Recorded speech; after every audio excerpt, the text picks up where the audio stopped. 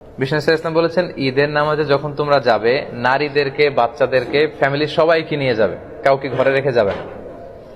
কিন্তু দুর্ভাগ্যজনক হলেও সত্য, আমাদের দেশে এই পরিবেশটা এখনো গড়ে ওঠেনি। জাতীয় ঈদগাহ ময়দান, বাইতুল মোকাররম সহ দুই একটা জায়গায় হয়তো নারীদের ঈদের সালাতের সিকিউরিটির সাথে ব্যবস্থা রাখা হয়, কিন্তু পুরো দেশব্যাপী এটা আমাদের গড়ে ওঠেনি। সচেতনতার অভাবে আমাদের স্কলাররা মনে করেন যে ফিতনা হবে। ঈদের 2-3 দিন আগে শপিং মলগুলোতে হাঁটা যায় না নারীদের কারণে।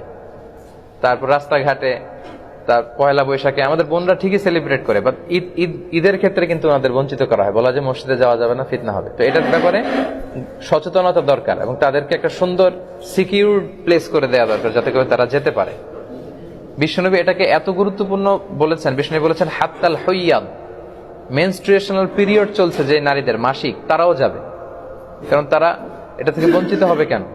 কারণ এত বড় গ্যাদারিং বছরে হয় 2টা, তখন খতিব সাহেব মুসলমানদের বিভিন্ন ক্রাইসিস, সমস্যা, সম্ভাবনা নিয়ে কথা বলবে, মোটিভেশনাল কথা বলবে, আমাদের মুসলমানদের কি সমস্যা যাচ্ছে, কি ক্রাইসিস আমরা পার করছি, হ্যাঁ, এই বিষয়গুলো নিয়ে বাৎসরিক একটা মোটিভেশনাল কথা ইমাম বলবেন। তো এটা থেকে যদি আমাদের বোনেরা বঞ্চিত হয়, তাহলে উম্মাটিক ডেভেলপমেন্টটা আমরা করবো কিভাবে? তো সবাইকে একসাথে করতে হবে, সবাই।